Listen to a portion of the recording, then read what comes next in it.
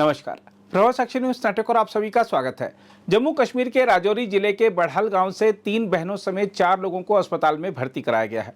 हम आपको बता दें कि पिछले 1.5 महीने में एक रहस्यमय बीमारी ने जिले में 17 लोगों की जान ले ली है। एक केंद्रीय टीम जिले के 3 परिवारों में हुई इन मौतों के कारणों की जांच कर रही है। जांच में शामिल एक वरिष्ठ चिकित्सक ने बताया है कि 200 से अधिक नमूने विभिन्न संस्थानों में जांच के लिए भेजे गए हैं।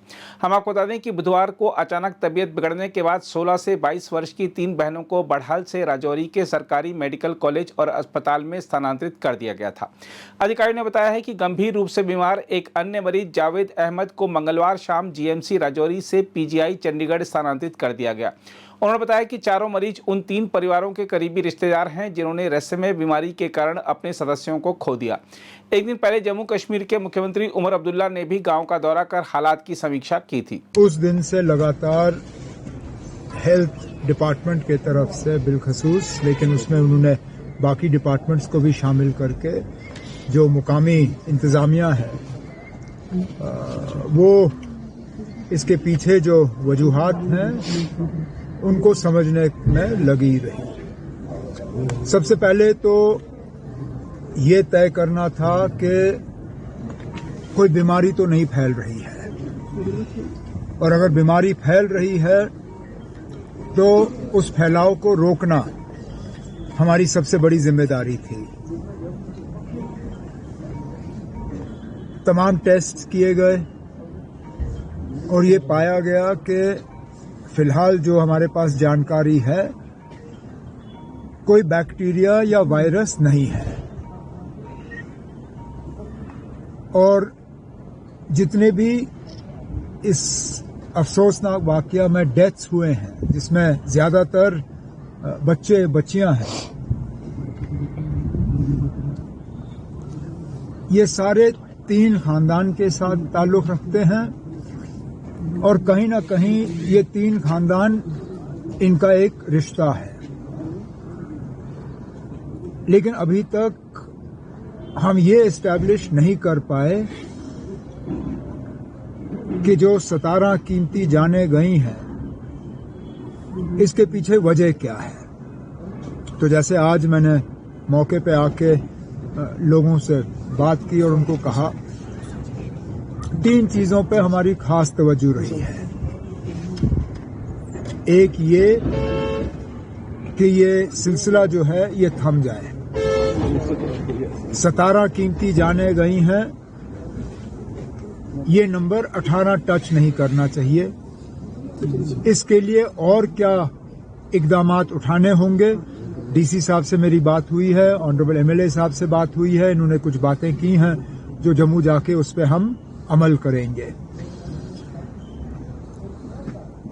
क्यों हुआ, अब उस सवाल का हमें जवाब चाहिए, कैसे हुआ ये। अब क्योंकि ये बीमारी नहीं है, इसमें अब पुलिस भी आ गई है। पुलिस ने एक स्पेशल इन्वेस्टिगेशन टीम, एक सिट कायम की है, उन्होंने अपनी तहकीकात शुरू की है, वो भी अपना काम जो है मुकम्मल करेंगे। इसके साथ साथ मरकज ने भी अब एक टीम भेजी है जो अभी भी यहाँ पे हैं, वो भी अपने सैंपल्स कलेक्ट कर रहे हैं, वो भी अपनी कार्रवाई कर रहे हैं। और मैं यकीन दिलाता हूँ आपको कि ये तीनों जो इसमें एफर्ट्स हैं, सिविल इंतजामिया की तरफ से, पुलिस के सिट के तरफ से और गवर्नमेंट ऑफ इंडिया की टीम के तरफ से मिलके हम इस जो हुआ है यहाँ पे, इसके तमाम जो सवालात आए हैं उनका जवाब हम खोज के निकाल लेंगे। लेकिन इन चीजों पे कम से कम हम लोग सियासत नहीं करेंगे।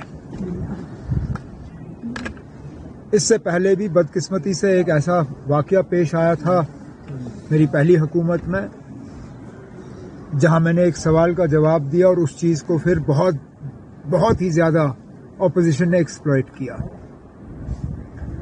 हमारी तरफ से जल्दबाजी हुई होती और जल्दबाजी में हम कोई गलत कदम उठाते, फिर उसके लिए आप हमें कसूरवार ठहराते।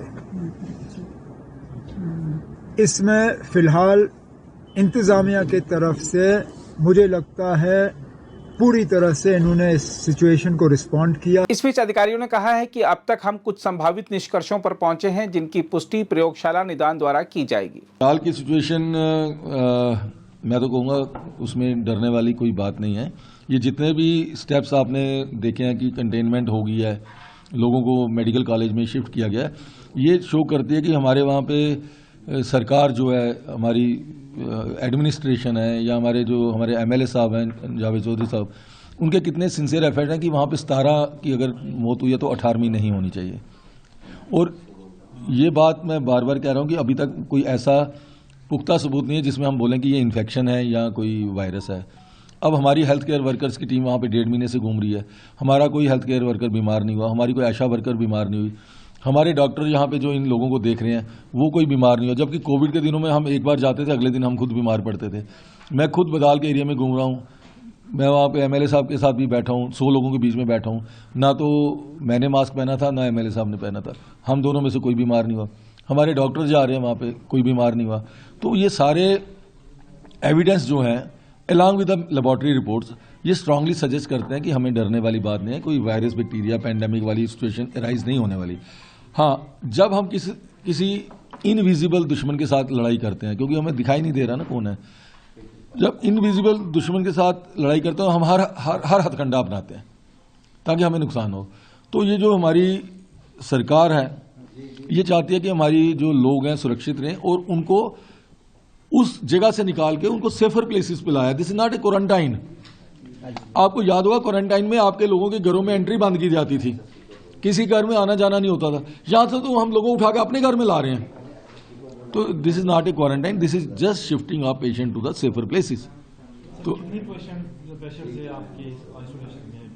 आइसोलेशन नहीं मैं बोलूंगा, फिर there is no isolation, because वो पेशेंट ही नहीं है, वो उनके रिलेशन है जो हमने ऑब्जर्वेशन के लिए लाए हैं और उनके हम रखने के लिए लाए हैं। हो सकता है कुछ दिनों बाद सरकार एडमिशन कोई हॉस्टल में शिफ्ट कर दे किसी में।